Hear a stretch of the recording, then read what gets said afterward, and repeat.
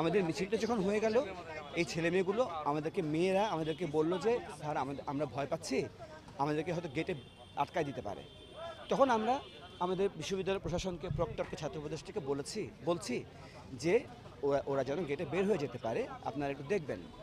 এই কথাগুলো হচ্ছে, এরই মধ্যে একেবারে ছো মেরে, এদেরকে চিনি না, এরা কি বাংলাদেশ সরকারের কোনো বৈধ বাহিনী? এরা কিন্তু পরিচয় বলেনি, আমি তো এদেরকে চিনি না।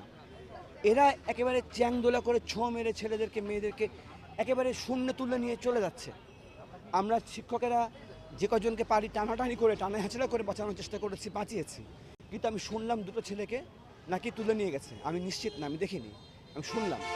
আচ্ছা, আমাদের আরএমপির পুলিশ ছিল, আরএমপির পুলিশ কিন্তু আমাদের ডিস্টার্ব করেনি। তারা কিন্তু জানে এখানে একটা পিসফুল, ওসি ছিলেন, এসি ছিলেন, তারা কিন্তু এই সাদা পোশাকের যে বাহিনীটা, এটা কি গুন্ডা বাহিনী না ডাকাত বাহিনী না গোয়েন্দা বাহিনী? আমি তো চিনি না এদেরকে। এটা কোনো আচরণ হতে পারে না।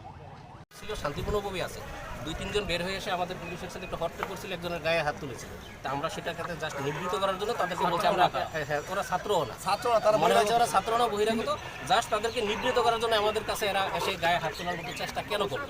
আমরা তাদের সাথে কথা বলার জন্য সেটা করেছি। এখানে কাউকে আমরা গ্রেফতারও করি, এরপরে অন্য কোনো কিছু। আমরা শিক্ষকদের যা আছে তাদের প্রতি সম্মান রেখে আমরা বলতে চাই, আমরা চাই শান্তিপূর্ণভাবে।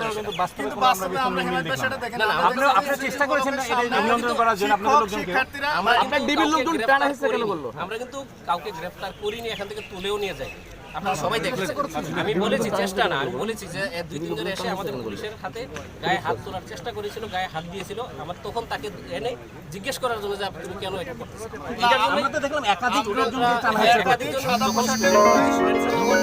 আমরা কথা বলতেছিলাম, এটা হয়তো ওরা ফলো করেছে, এটা ফলো করে সবাই একসাথে জড়ো হয়ে আমাদের উপরে চড়া হতো, তখন হয়তো এখন টাকাটাকি হয়েছে।